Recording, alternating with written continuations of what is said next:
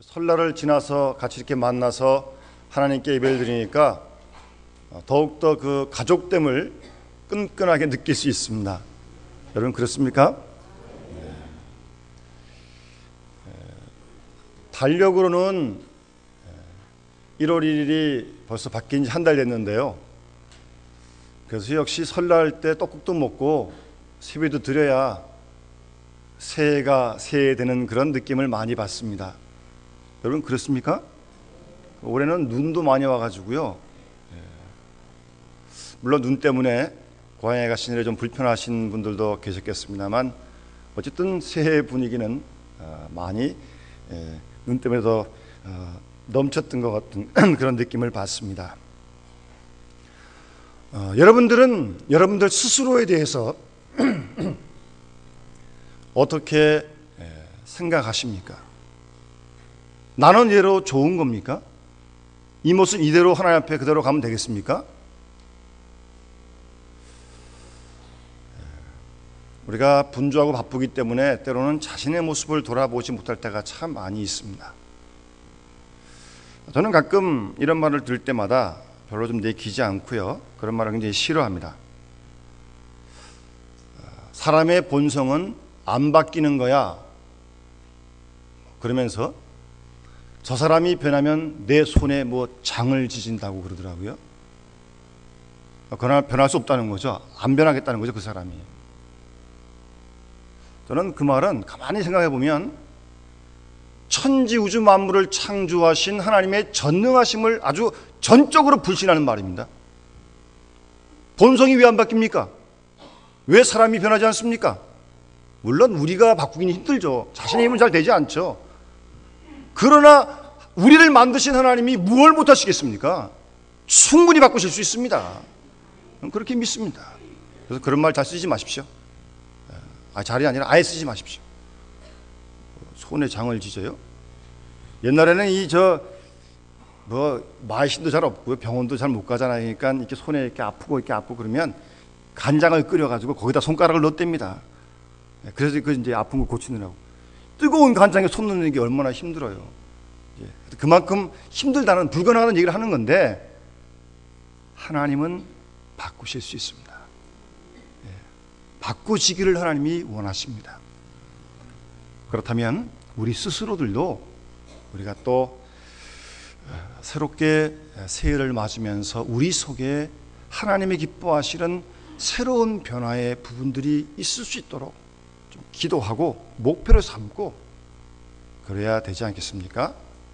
달력만 달라진다고 바뀐다고 새해가 되는 건 아니지 않습니까?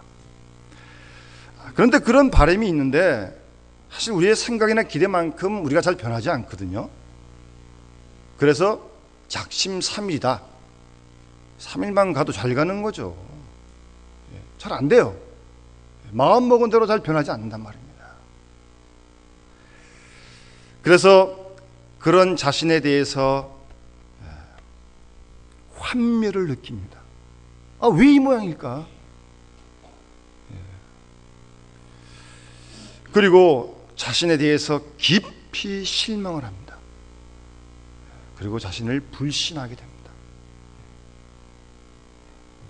심하게 되면 자신을 저주하는 자리에까지 이르게 되기도 합니다. 어떤 술을 많이 드시는 분이 술을 드시면 안 되거든요. 간도 상하고 다 그래가지고. 근데 또 술을 마시는 거예요. 왜 술을 마십니까? 술을 먹으면 죽는 게 두려워서 또 술을 먹습니다. 왜? 술 먹으면 지금 죽는데요? 근데 그게 두렵다고 또 술을 먹습니다. 자기를 완전히 포기한 사람입니다. 어찌 보면 자살 행위에 이르는 거죠. 이렇게 하면 망한다는 것 잘 알고 있습니다. 그리고도 자신의 자신을 자꾸 학대합니다. 절망입니다. 우리 모두에게 그런 작고 큰 그런 갈등과 모순이 다 있는 줄 압니다. 또 있어야 되는 거 아닙니까? 그것도 없다면 그것도 큰일이죠. 그렇지 않습니까? 그런 갈등과 모순이 있죠. 다 있어요. 여러분 분명히 이 시간 기억하시기 바랍니다.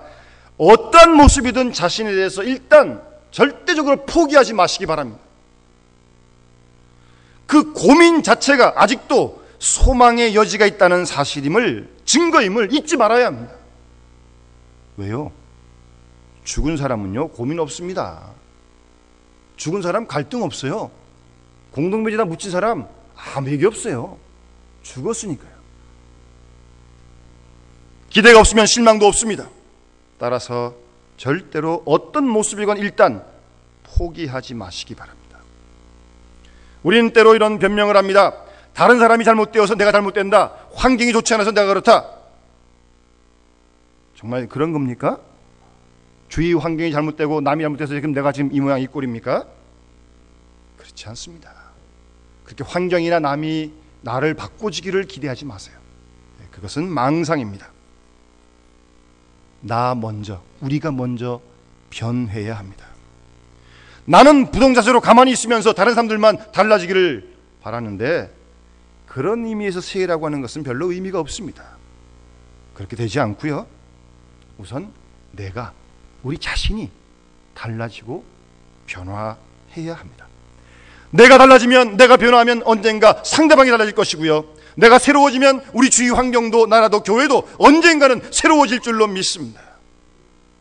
나 자신을 새롭게 하는 그런 의미에서 새해를 맞이해야 새해가 새해될 거 아니겠습니까? 따라서 어쨌든 일단 절대 자신에 대해서 포기하지 마세요. 오히려 적극적으로 무엇이 잘못됐으며 어떻게 고칠 것인가, 어떻게 하면 내가 좀 변할 수 있을까, 좀 그런 마음과 자세를 가지고 도전적으로 좀 가야죠. 설날에 저희 친척 어르신을 한번 찾아뵙고 이제 인사를 드렸는데, 특히 여러 가지 이야기를 나누다가 무한도전이란 말씀하시더라고요. 저는 그래서 그 얘기 어디 무슨 프로 제목 같은데, 무한도전, 멋있는 말 같아요. 계속 도전해 보는 거예요. 여러분, 여기서 절대 만족하지 마시고 주저앉지 마시고 하나님이 새롭게 하실 수 있어요. 새롭게 하실 것입니다. 그런 자신을 돌아보고, 그래서 오늘 본문 말씀 보시면 우리가 잘 아는 믿음의 대선비인 사도 바울이 고백하기를, 본문 12절 말씀에 내가 이미 이루었다 함도 아니요 온전히 이미 얻었다 함도 아니요 온전히 이루었다 함도 아니다 라고 말씀하고 있습니다. 사실은 그 당시 사도 바울은 객관적으로 보면 율법도 제대로 공부했고요, 철학도 공부했고요, 더군다나 로마의 시민권까지 간 사람입니다. 남부러울 게 하나 없는 사람입니다. 세상적으로 보면 충분히 성공한 사람입니다. 다 된 것 같아요. 그런데 자신은 자신을 평가하기를 내가 이미 얻었담도 아니요 온전히 이루었담도 아니다. 지금 현재 그 모습, 그 미완성 자체를 그대로 받아들이고 있습니다. 현재의 모습에 만족하는 것 아닙니다. 그렇다고 현재에 불만하는 것도 아닙니다. 모든 걸 다 알았다고 교만하지 않습니다. 내가 원하는 대로 안 되었다고 낙심하지도 않습니다. 지금 현재 이 모습 이대로 다 이루어지지 않았어요. 모든 거 얻은 거 아닙니다. 완전한 거 아니에요. 우리 모두가 그런 거 아니겠습니다? 그리스도의 장성한 분량이 충만할 때까지 자라가라고 말씀하시는데 아직도 모르는 거 아닙니까? 누가 다 됐습니까? 다 된 사람 아무도 없습니다. 자기의 현재 조건에 교만하지 않고 또 낙심도 하지 않는 바울의 진실된 고백입니다. 현재 이 모습, 아직 완성되지 않은 미완성 그대로를 받아들일 수 있어야 합니다. 자만하지도 말고요, 교만하지도 말고요, 그리고 낙심도 하지 마세요. 낭망도 하지 마세요. 항상 우리는 이런 미완성 그 상태로 살아가고 있는 것입니다. 그것은 곧 우리에게 무한한 가능성과 기대가 있다는 말 아니겠습니까? 우리는 때로 지난날 우리 스스로를 돌아보면서 어떤 순간 모든 것이 이제는 끝났다라고 혹 잘못 판단할 때가 있었습니다. 그런데 돌이켜보니까 그렇지 않아요. 충분히 다른 길도 있었고, 좀 더 잘할 수 있었고, 좀 더 선할 수 있었고, 좀 더 진실할 수 충분히 있었던 거예요. 돌이켜보니까. 그렇다면 우리도 오늘 이 시간 생각해야 합니다. 우리 앞에 무한한 믿음의 가능성이 있습니다. 이미 얻은 거 아닙니다. 다 완성된 거 아닙니다. 아직도 무한한 가능성, 무한한 여지를 가지고 오늘을 살아가고 있는 거 아니겠습니까? 이 모순, 이 갈등 그대로, 바로 그것이 새로운 가능성이라는 것을 우리가 생각해야 합니다. 사도 바울은 로마서 7장에서 이런 고민을 합니다. 내가 원하는 바 선을 행치 못하고 원치 않는 바 악을 행하고 있다고. 오라라는 곤고한 사람이로다. 이 사망의 몸에서 누가 나를 건져내겠느냐. 정말 죄 때문에 씨름하고 갈등하고 고민합니다. 솔직하게 자신 속에 악순환되는 그런 자신의 실패를 그대로 고백하고 있지 않습니까? 그렇다고 해서 절대 자신을 포기하지 않았습니다. 하나님의 은혜 안에서 새로운 세계, 새로운 자기됨을 믿음의 눈으로 바라보고 있었던 것입니다. 보다 더 능력 있게 그리스도의 사람으로 사는 그런 세계를 바라보았던 것입니다. 그러면서 현재 미완성 그 자체에 의미가 있다는 겁니다. 이어지는 본문을 더 깊이 묵상하면 사도 바울은 우리에게 주어진 목표를 새롭게 재조정하라고 말씀해 주고 있는 것입니다. 그 표대를 향하여, 표대를 향하여. 우리는 때로 이런 말을 합니다. 목적은 좋았는데 방법이 나빴다. 아니, 방법도 좋았는데 최선을 다했다. 그런데 환경이 나빠서 실패했다. 이런 변명스러운 말을 합니다. 여러분, 정말 우리가 행했던 방법이 옳았는지 한번 점검해 보아야 되고요. 정말 그 일에 최선을 다했었는지 한번 정확하게 우리가 진단해 보아야 합니다. 그리고 내가 한 그 일이 정말 옳은 일이었는가 우리는 분명히 점검해 보아야 합니다. 정말 옳았고 그리고 진실했고 그리고 최선을 다했는데도 그런 결과라면 괜찮은 거예요. 그거는. 여러분, 우리가 잘 아는 그 예수님께서 겟세마네 동산에서 지금 십자가를 앞두고 기도하시는데 베드로, 야고보, 요한이 지금 졸고 있잖아요. 예수님께서 이제 기도하다 오셔서 보시고는 너희들이 마음엔 원인데 육신이 약하구나. 그렇게 참 좋게 말씀하셨잖아요. 그래서 우리도 그 말씀을 인용을 해가지고 이렇게 해야 되는데 못했을 때 마음은 원인데 내가 육신이 약해서 못했다. 아주 은혜스럽게 구절을 잘 우리가 인용을 하는데요. 여러분, 다시 한번 그 말씀을 곰곰이 생각해 보세요. 정말 제자들이 주님을 위한 마음이 정말 있었는지, 정말 그 마음이 있었는데 정말 피곤해가지고 이렇게 졸은 건지 다시 한번 저 진작에 한번 생각해 보세요. 사실 냉정히 판단하면 제자들에게 주님을 위한 마음이 없었던 거예요. 뭐 마음이 간절해요? 마음이 간절해서 그렇게 지금 졸 수 있습니까? 내일 예수님이 지금 십자가에 돌아가시는데요. 지갑에 있던 10만 원짜리 하나만 잊어버려도 잠도 잘 못 자는데, 그리고 기분 나쁜 전화만 받아도 잠자다가도 벌떡 잠이 깨는데, 예? 지금 이런 상황에 잠이 와요? 지금요? 내일 예수님이 십자가에 돌아가시는데요? 좀 심하게 표현하면 수면 제목으로도 못 잡니다. 어떻게 지금 잡니까? 내일 예수님이 십자가에 돌아가시는데요. 마음이 없었던 거예요. 마음이 없었어요. 근데 참 예수님이 정말 멋있죠. 제자들의 체면을 생각해가지고 좋게, 마음은 원인데 육신이 약했구나. 그건 좋게 말씀하신 것이지 정말 마음 없었던 겁니다. 여러분, 우리가 방법도 최선을 다하고 모든 걸 최선을 다해서 혹 잘못했다면 그건 결코 죄가 아닙니다. 혹시 우리의 목적이 분명했는지, 그리고 그 일에 뜻을 두고 그 일이 정말 옳았는지, 하나님 기뻐하신 방법이었는지, 그리고 그 일에 정말 최선을 다했는지 우리 스스로를 우리가 돌아보아야 할 것입니다. 내가 하는 모든 일을 통해서 우리 주님만, 우리 하나님만 영광 돌리기를 간절히 소원했는지, 그런 뚜렷한 목적이 우리에게 있는지 분명히 점검해야 됩니다. 여러분, 올해는 우리가 왜 살아가야 됩니까? 올해 주님께 우리에게 원하신 바가 무엇입니까? 우리의 인생의 최종 목적과 구체적인 목표가 어디에 있는 것입니까? 그것을 분명히 해야 됩니다. 그럴 때 새로움의 가능성이 시작되는 것입니다. 사도 바울은 그리스도께 잡힌바된 그것, 주님께서 나를 통하여 이루려고 한 바로 그것, 그 목표를 향하여 달려간다고 지금 본문에서 그렇게 고백하고 있는 것입니다. 여러분, 2009년 올해는 우리가 무엇을 위해 살아야 합니까? 내가 왜 여기 지금 있어야 합니까? 우리 각자의 생에 분명한 뚜렷한 그리고 구체적인 목표의식을 가지고 오늘도 내일도 우리가 살아가려고 몸부림칠 때 하나님이 도우시고 우리를 변화시키시고 새롭게 하실 줄로 믿습니다. 그러기 위해서 오늘 본문에 보면 사도 바울은 뒤에 있는 것을 잊어버리라고 말씀하고 있습니다. 13절 말씀에 내가 잡은 줄로 여기지 아니하고 오직 한 일, 즉 뒤에 있는 것 잊어버리고 라고 말씀하고 있습니다.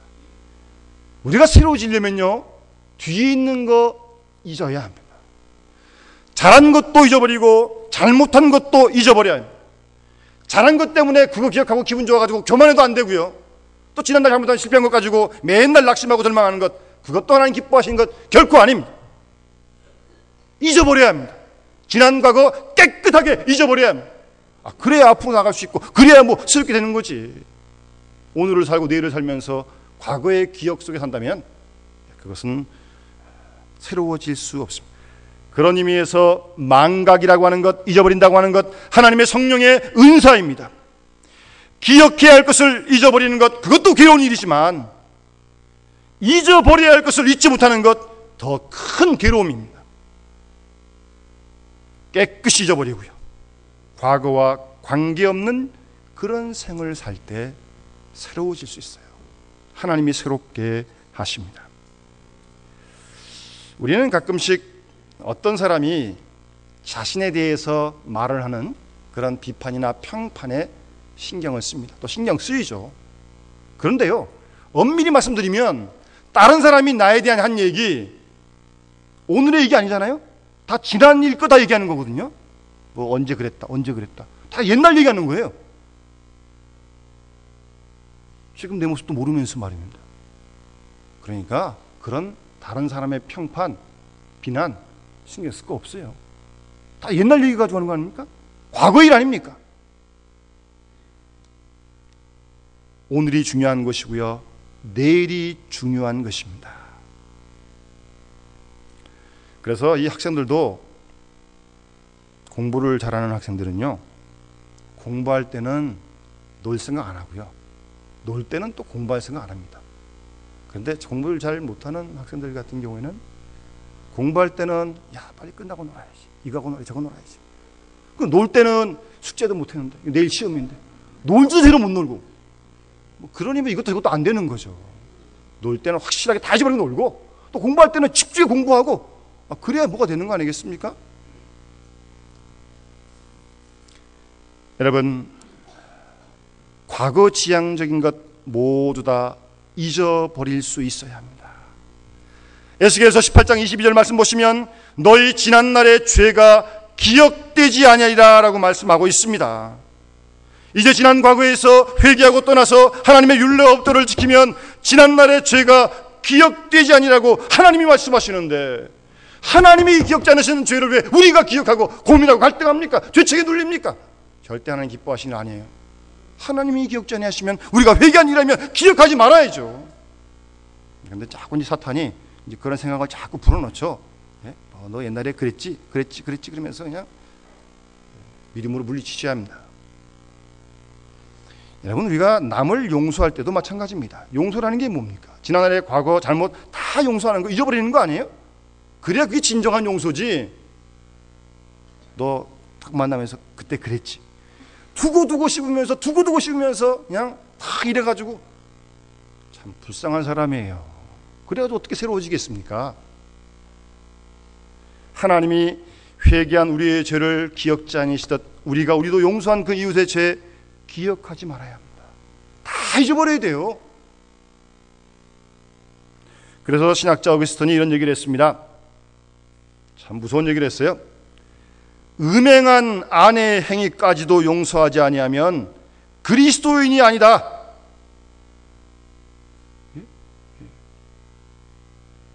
과거가 있는 여자라 하더라도 그를 용서하고 잊어버리고 새 사람으로 대했을 때 그것이 진정한 사랑이며 그리스도인이란 말입니다. 깨끗이 잊어버려야 돼요. 그 성경에 보면 구약 성경에 하나님께서 호세아 선지자에게 고멜을 아내로 맞이하라 그러거든요. 고멜이 아주 음탕한 여자거든요. 근데 그 고멜을 아내로 하여튼 맞이하라고 그러시잖아요. 아마 호세아도 많이 힘들었을 텐데 어쨌든 그것까지 다 잊어야 그것이 진정한 용서라는 것을 잊지 말아야 합니다. 과거의 허물을 기억한다면 아직도 그것은 과거에 속한 사람인 것입니다. 여러분, 탕자가 집에 돌아왔을 때 아버지가 뭐 옷 입혀라, 잔치 앉아, 뭐 반지 끼워주고 신발 신겨주고, 아마 이 탕자 입장에서 정말 몸둘 바를 몰랐을 것입니다. 그럴 지금 뭐 종만 되어도 좋겠는데, 그럴 때 아버지 난 못합니다. 그러면 안 돼요. 아버지가 탕자를 과거에 용서하고 기억지 않고 옷 입혀주고 새롭게 해주면 그 아버지의 용서를 받아들이는 게 그게 믿음이죠. 어떤 사람은 이제 탕자를 보고서 야, 저 탕자가 아주 염치가 없는 사람이다. 염치는 뭔지 모르겠지만 믿음은 있는 사람이. 아버지가 용서했으니까, 아버지가 기억지 않으니까 안 기억한다고 그대로 받아들이는 거죠. 자기도 자기를 용서해야죠. 자기 자신을 책망하지 말아야죠. 왜요? 아버지가 그러시니까. 그게 믿음이에요. 지난 잘한 일, 잘못한 일 다 이제 잊어버립시다. 2009년 이후를 시작하면서 아직도 2008년, 2006년 뭐 옛날 다 잊어버렸어요. 그러지 않고는 새로워질 수 없습니다. 그리고 한 걸음 더 나아가서 앞에 있는 것을 잡으려고 쫓아간다 그랬는데, 다른 번역을 보게 되면 이 번역을 좀 이렇게 좀 실감나게 번역을 했어요. 온 몸을 앞으로 기울여 뛴다, 그런 말입니다. 뛰려면 이렇게 앞으로 막 몸을 기울여가지고 뛰어야지 뭐 이렇게 뻗쩍 해가지고 뛰어도 되겠습니까? 온 몸을 다, 생각도 마음도 모든 힘을 다 모아가지고 앞으로 기울이고 달려가는 그런 모습을 말하고 있는 것입니다. 여러분, 새해 목표가 여러분들의 다가오기를 기다리지 마십시오. 내가 목표를 향해 뛰어가야 합니다. 세상이 나기로 다가오기를 기다리지 맙시다. 내가 세상을 향하여 나아가야 합니다. 누군가 나에게 찾아와서 화해하기를 기다리지 맙시다. 우리가 먼저 다가가서 찾아가서 화해할 수 있기를 바랍니다. 누군가 나를 위해서 희생해 주기를 기다리지 맙시다. 내가 찾아가 희생을 쌓아야 그 속에서 새로운 역사가, 새로운 세계가, 새로운 일들이 벌어질 줄로 믿습니다. 여러분, 마라톤에 올림픽의 꽃이라고 하는 마라톤 잘 아시죠? 마라톤 그 선수들을 잘 훈련시키기 위해서 세계적인 코치들을 데려온답니다. 돈도 많이 주고 말입니다. 우리가 잘 모르는 사람은 뭘 그런 마라톤 선수를 훈련시키는데 돈도 많이 들여가지고 코치를 데려오냐, 열심히 뛰면 되는 거지. 열심히 뛰면 되는 거지.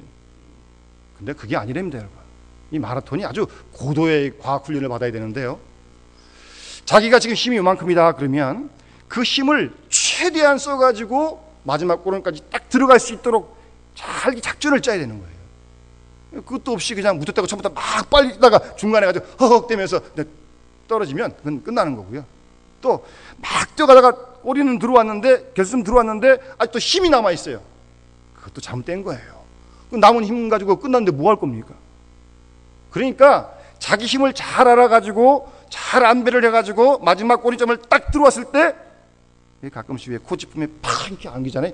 정말 자기 힘을 다 소진하는 거예요. 그렇게 해야죠. 그렇게 해야 뭐 금메달을 따고 뭐 우승도 하는 거 아니겠습니까? 그냥 함부로 막 뛰는 게 아닙니다. 잘 안배를 해서 그렇게 훈련을 해야 합니다. 여러분, 주께서 우리 주신 목표, 거기를 향해서 온 힘을 다해서, 온 정력을 다 기울여서 우리가 달려가야 합니다. 최선을 다해서요. 가끔 어떤 분들이 나는 딴 건 다 할 수 있는데 운전은 못해. 난 운전 못해. 아직도 운전 못하는 분이 있어요. 여러분, 정말 운전을 안 하면 안 된다, 그래도 운전 못할까요? 뭐 안 해도 되고 해도 되니까 안 하는 거죠. 못 하는 거죠. 뭐 안 하면 안 된다, 그러면 뭐 어떻게 해서 하는 거죠. 어떤 분도 그래요. 나는 체질이 새벽기도 체질이 아니라 그럽니다. 야행성이기 때문에 그것도요, 죽거나 사거나 그런 문제에 부딪혀 이거 안 하면 죽는다, 새벽기도 하면 죽는다. 새벽기도 왜 못하겠습니까? 뭐 누구는 다 별다른 사람입니까? 똑같은 사람들인데요. 아직도 그런 정말 목숨을 거는 그런 게 없는 거죠. 그래서 철학자 임마누엘 칸트가 이런 얘기를 했습니다. 당신은 그것을 해야 하기 때문에 그것을 할 수 있다. 해야 하기 때문에 할 수 있는 겁니다. 꼭 해야 되는 거다. 그러면 할 수 있다는 겁니다. 해도 되고 안 해도 되고, 그러니까 그러고 있는 거죠. 여러분, 주님이 주신 목표에 그것이 무엇이든 우리가 최선을 기울여야 합니다. 온 몸을 다 기울여 가지고 그러고 달려가야 돼요. 그럴 때 새로워집니다. 새롭게 돼요. 새로운 세계가 열릴 줄로 믿습니다. 여러분, 새로운 존재가 새되고 싶습니까? 새로 하여금 새되고 싶습니까? 그리고 올해는 정말 작년과 다른 그런 한 해를 살아보고 싶지 않습니까? 주님이 우리에게 주신 목표를, 뜻을 새롭게 분명히 하시고요. 그리고 지난 과거를 잊어버리고요. 혹 99번 실패했더라도 다 잊어버리고 성공할 수 있는 새로운 강한성으로 그 하나를 향하여 달려갈 수 있길 바랍니다. 교만하지도 말고 낙심하지도 말고 꾸준하게 최선을 다해 살려갈 때 하나님께서 우리를 새롭게 변화시키시고, 그런 우리를 통해서 우리 가정도 사회도 나라도 교회도 새로워질 줄로 분명히 믿습니다. 새하늘과 새 땅을 보게 될 것입니다. 우리의 양심이 우리를 칭찬할 때가 올 것입니다. 그런 기쁨에 찬, 소망에 찬 올해 남은 때를 살아갈 수 있는 우리 모든 믿음의 식구들 되시기를 주의 이름으로 축원합니다. 기도하겠습니다. 은혜로우신 하나님 아버지, 새해를 새해답게 살아가지 못하는 저희들을 불쌍히 여겨 주시옵소서. 계속 새롭게 되기를 기대하여 오늘도 사나를 주시는 것을 감사합니다만, 그러나 새 사람 되지 못하였기에 아무 의미 없는 새해를 맞게 됨을 용서하여 주시옵소서. 기도하옵나니 금년은 분명 주 안에서 새 사람으로 살아가게 도와주시옵소서. 위에서 부르신 부름의 상을 향하여 오직 예수 그리스도께만 목표를 두고 지난 날을 십자가에 다 묻어버리고 전심전력하여 목표를 향해 달려가게 도와주시옵소서. 그리하여 정녕 새로운 역사가 이루어지는 한 해가 되게 하시고, 그리스도 안에서 전혀 다른 새로운 사람으로 살아갈 수 있는 새로운 피조물이 되게 하여 주시옵소서. 말씀과 성령과 하나님의 크신 능력으로 우리 모두를 새롭게 하여 주시옵소서. 믿사옵고 주 예수 그리스도 이름으로 간절히 기도드리옵나이다. 아멘.